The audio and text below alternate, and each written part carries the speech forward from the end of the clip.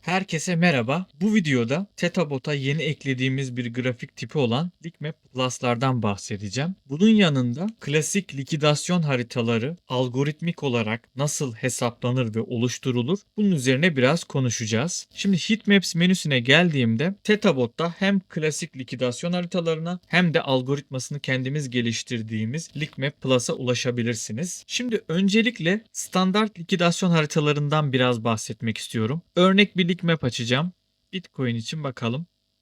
Şimdi likidasyon haritaları nedir? Likidasyon haritaları vadeli piyasa katılımcılarının açtığı pozisyonların hangi bölgelerde likide olma olasılıklarının dağılımını tahminleyen ve ısı haritası şeklinde bizlere sunan grafiklerdir. Grafikte rengin siyah ile sarı arasında değiştiğini görüyorsunuz. Sarı bölgeler piyasa katılımcılarının likide olma ihtimallerinin diğer bölgelere göre olasılıksal olarak daha fazla olduğunu bize söyler. Renk mor ve siyaha doğru kaydıkça bu olasılık da azalır. Likidasyon neden önemlidir? Çünkü örneğin bir long pozisyonunun likide olması kişi istemediği halde sistemin ona otomatik olarak satış yaptırması anlamına gelir. Bir bölgede çok fazla long pozisyonun likide olması demek o bölgede fiyat için ekstra bir satış baskısı olacak anlamına gelir. Çünkü çok fazla long pozisyon otomatik olarak sistem tarafına satış yapılarak kapatılır. Bazı büyük yatırımcılar alım yapmak istediğinde long pozisyonların likide olduğu bölgelere alım emirleri koyarak bu yapılan otomatik satışları karşılayıp büyük miktarda alım yapabilirler.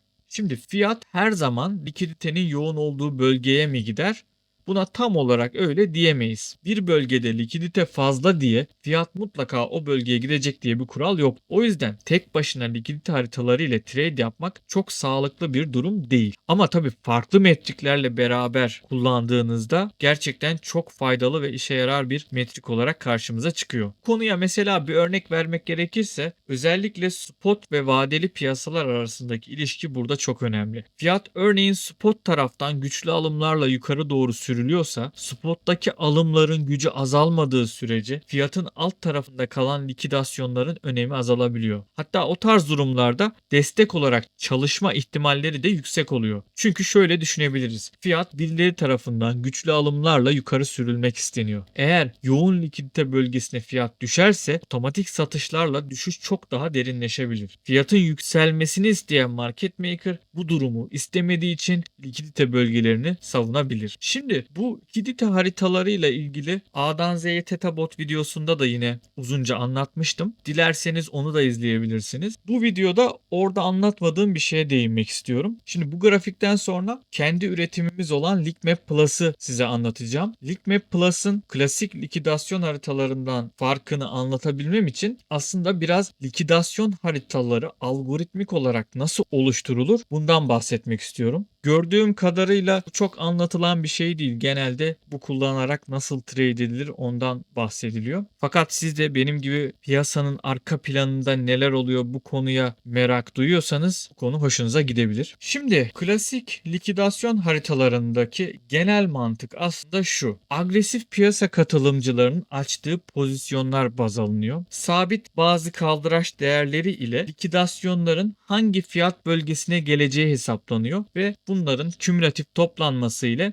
likidasyon haritaları elde ediliyor. Burada agresif katılımcı dediğim aslında market buy ve market sell ile işlem yapan piyasa katılımcıları. Bir bölgedeki açılan pozisyon sayısı da hacim ve open interest verileriyle elde edilebiliyor. Yani örneğin şurada bir bölgeyi baz alalım. Öncelikle buradaki market buy ve market sell değerleri bulunuyor. Daha sonra bu bölgede açılan pozisyon miktarı hesaplanıyor. Bu market buy ve market sell miktarları oransal olarak açık pozisyonlara dağıtılıyor. Bu elde edilen değerler bazı sabit kaldıraç miktarları varsayılarak fiyatta karşılık geldiği yerlere yazılıyor. Örneğin Bitcoin'de genelde 25, 50 ve 100 kaldıraç çoğunlukla kullanılıyor. Bizim kullandığımız bu algoritmada 5 farklı kaldıraç değeri kullanıyoruz. Yani bu tamamen değiştirilebilir bir parametre. Örneğin 25, 50 ve 100 olduğunu varsayalım. Örneğin bu bölgede oluşan long likidasyonları 100 kaldıraç buraya, 50 kaldıraç buraya, 25 kaldıraç buraya denk geliyor diye varsayıyoruz. İşte shortlarda işte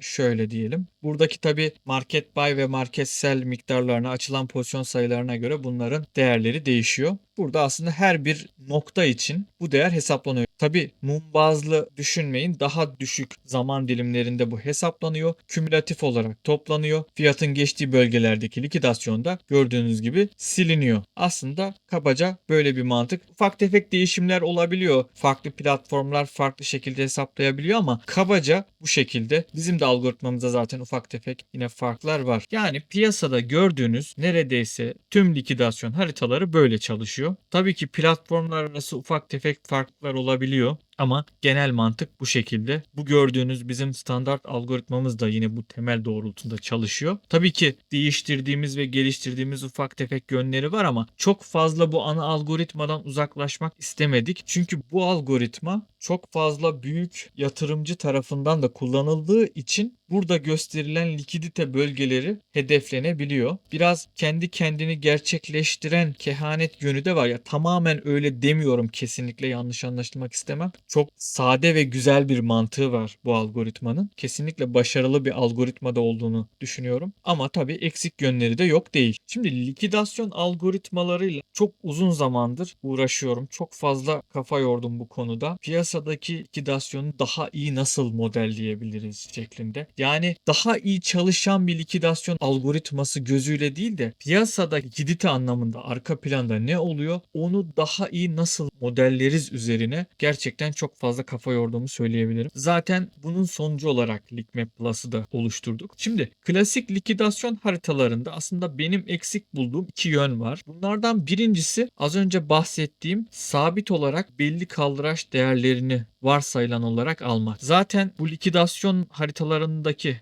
özellikle kısa zaman diliminde incelerseniz arada boşluklar olabiliyor. Bu boşluklu yapılar bu yüzden oluşuyor. Sabit kaldıraç değerleri kullandığınızda likidasyonların sadece o kaldıraç değerlerine karşılık gelen noktalarda olduğunu varsayıyorsunuz. Bir diğer eksik yön de kapanan pozisyonlar. Klasik likidasyon haritası algoritmasında hesaplama sırasında sadece açılan pozisyonlar dikkate alınıyor. Kapanan pozisyonlar ise az önce de anlattığım gibi fiyatın o bölgeyi ziyaretine göre haritaya işleniyor. Çünkü zaten eğer borsa içi insider bir veri almıyorsanız likiditeleri %100 doğru hesaplamanız mümkün değil, imkansız yani. Kaldı ki likidasyon aslında gerçekten de çok daha dinamik değişen bir veri. Mesela fiyat likidasyon bölgesine gelirken pozisyonu o bölgede likide olan piyasa katılımcıları gerçekten marj ekleyip likidite noktalarını aşağı çekebiliyorlar ya da fiyat daha oraya gitmeden belki pozisyonlarını kapatıyorlar. Klasik likidasyon haritaları genel anlamda çok iyi çalışıyor. Evet, kabul ediyorum ama mantık olarak bu tarz eksiklerinin de olduğunu bilmek gerekiyor. Şimdi asıl konumuz olan Lickmap Plus'a gelmek istiyorum. Bu grafiği kapatacağım. Hemen bir Lickmap Plus oluşturacağım. Şurada Heatmaps'ten direkt Lickmap Plus'a geliyorum. Tıklıyorum. Lickmap Plus tamamen bizim TetaBot için geliştirdiğimiz bir algoritma. Klasik likidasyon haritalarındaki eksikleri nasıl giderebiliriz sorusu üzerine aslında geliştirdiğimiz bir algoritma. Buradaki amacımız piyasadaki likidasyonu en doğruya yakın şekilde simüle etmeye çalışmak. Burada klasik algoritmadan çok daha farklı bir algoritma kullanıyoruz. Sabit kaldıraçlar yerine daha Gaussian bir kaldıraç dağılımı yapıyoruz. Long ve short pozisyonları analiz ederken Footplot ve OIMAP'lerden de hatırlayabileceğiniz net long short verisinin temeli olan net long ve net short verilerini kullanıyoruz. Ve tabi belki de en önemlisi kapanan pozisyonların nerede açılmış olabileceğine dair bir tahmin algoritmamız var. Bu sayede daha dinamik bir likidasyon algoritması sunuyoruz. Yani likidasyon azalması ya da likidasyon alınması sadece fiyatla değil başka verilerle de ilişkili şekilde gerçekleşiyor. Normalde bu bölge klasik likidasyon haritası algoritmasına göre artarak devam etmesi gerekirken Lickmap Plus'a göre bu bölgede likidasyonlar azalmış. Şimdi Lickmap Plus'larla ilgili söylemek istediğim bir şey de bu grafikleri piyasayı anlamak adına yorumlamayı daha doğru buluyorum. Lickmap Plus'ta da genel likidasyon algoritmalarında olduğu gibi kesin olarak fiyatın likidite bölgesine gitmesi gibi bir kural yok. Orada anlattığım her şey burada da geçer. Dediğim gibi burada amacımız sadece piyasadaki likidite dağılımı olasılıklarını daha iyi tahminlemeye çalışmak. Olaya bu şekilde yaklaşılması gerektiğini düşünüyorum. Lickmap Plus kullanmak isteyenler işlemler için geçmiş verilere bakarak hangi durumda neler olmuş, nerede likidite nasılken fiyat nasıl hareket etmiş, bunları incelemek ve ona göre strateji belirlemek çok faydalı olacaktır. Linkmap'ler şu an tüm TetaBot üyeleri için kullanıma açılmış durumda. Ana menüden membership kısmına gidip üye olarak Linkmap'lere sınırsızca ulaşabilirsiniz. TetaBot'a Telegram'dan ulaşabileceğiniz linki açıklama kısmına bırakıyorum. Yine şuradan da göstereyim. Telegram'da arama bölümüne www.tetabot yazarak TetaBot'a yine ulaşabilirsiniz. Bu video bu şekildeydi. Herkese bol kazançlar diliyorum.